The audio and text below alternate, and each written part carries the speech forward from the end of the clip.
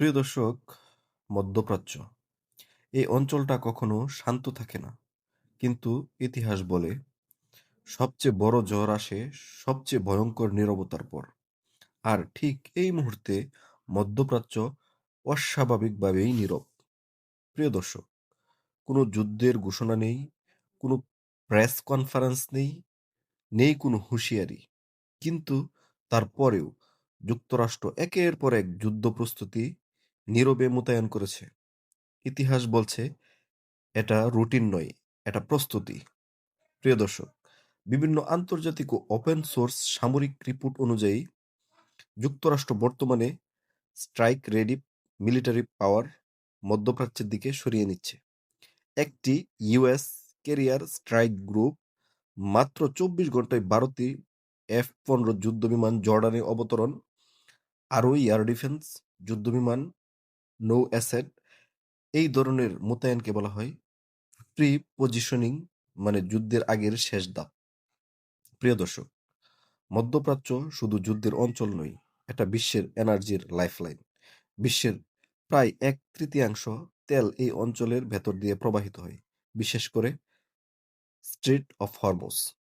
এই পথটি অচল হলে বিশ্ব অর্থনীতি কয়েক দিনের মধ্যেই ভয়াবহ চাপের মুখে পড়বে। প্রিয় দর্শক, একটি ক্যারিয়ার স্ট্রাইক গ্রুপ শুধু একটি জাহাজ নয়, এটা একসাথে বাসমান এয়ারবেস, মিসাইল প্ল্যাটফর্ম, নৌ ও আকাশ শক্তির কেন্দ্র। একটি ক্যারিয়ার মানেই 1000 কিলোমিটার দূর থেকেও 24 ঘন্টার মধ্যে যে কোনো টার্গেটে আঘাত হানার সক্ষমতা। এটা প্রতিরক্ষার জন্য নয়, এটা আক্রমণের জন্য। প্রিয় দর্শক, এখন দেখা যাক এই সম্ভাব্য সংঘাতকে সামনে রেখে যুক্তরাষ্ট্র কোথায় কি মোতায়েন করেছে। প্রিয় দর্শক, পাবলিক রিপোর্ট অনুযায়ী F-15 স্ট্রাইক ফাইটার সাপোর্ট ও refuelling aircraft air defence unit এই বেস থেকে, অর্থাৎ জর্ডানের Muwaffaq Salti airbase, Syria, Iraq ও ইসরায়েল অঞ্চলে দ্রুত অ্যাকশন নেওয়া সম্ভব। প্রিয় দর্শক, কাতার মধ্যপ্রাচ্যে যুক্তরাষ্ট্রের সবচেয়ে বড় এয়ারবেস। এখানে রয়েছে US central forward headquarter, strategic bomber KC-135 ও KC-46 রিফুয়েলিং এয়ারক্রাফট, কমান্ড ও নজরদারি বিমান। এই বেস মানেই পুরো যুদ্ধের নিয়ন্ত্রণ কেন্দ্র। প্রিয় দর্শক, কুয়েত হচ্ছে যুক্তরাষ্ট্রের লজিস্টিক ও গ্রাউন্ড হাব। এখানে সাধারণত থাকে আর্মড ইউনিট, সাপ্লাই ও logistic brigade, patrol, air defence system. স্থলভাগের অপারেশন এই জায়গা থেকেই সাপোর্ট পাই। প্রিয় দর্শক, ইউএই সংযুক্ত আরব আমিরাত আল দাফরা এয়ারবেস। এই বেসে ব্যবহৃত হয় F-22, F-35 stealth aircraft, ISR নজরদারি মিশন, ড্রোন অপারেশন। এই বেজের কাজ শত্রুর আগেই সবকিছু দেখা। প্রিয় দর্শক, Bahrain US fifth fleet headquarter. এখান থেকেই নিয়ন্ত্রণ করা হয় পারস্য উপসাগর, রেড সি, আরব সাগরের নৌ অপারেশন। ক্যারিয়ার স্ট্রাইক গ্রুপ এই ফ্লিটের অধীনেই কাজ করে।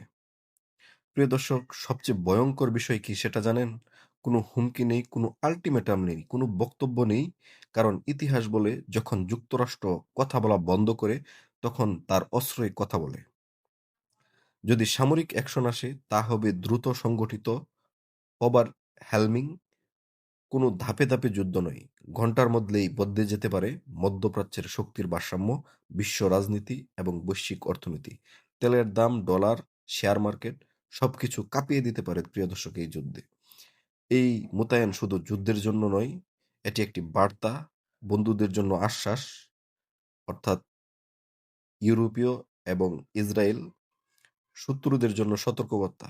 যুক্তরাষ্ট্রের এই মুহূর্তে শত্রু হল ইরান এবং তার প্রক্সি যোদ্ধারা।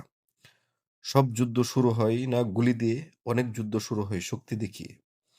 বোট সাজানো, গুটি বসানো, অস্ত্র প্রস্তুত। এই মুহূর্তে আর প্রশ্ন নেই কি হবে, প্রশ্ন একটাই, কখন। ইতিহাস কখনো হঠাৎ আসে না, সে আসে নীরবে, ধীরে কিন্তু নিশ্চিতভাবে। আমরা কি আরেকটি ইতিহাসের মুহূর্তের ঠিক আগের কয়েক সেকেন্ডে দাঁড়িয়ে আছি? আপনার মতামত কি? কমেন্টে লিখুন। প্রিয় দর্শক, ভিডিওটি শেয়ার করুন, চ্যানেলটি সাবস্ক্রাইব করুন। আজ এ পর্যন্তই। পরবর্তী ভিডিও দেখার আমন্ত্রণ জানিয়ে খোদা হাফেজ।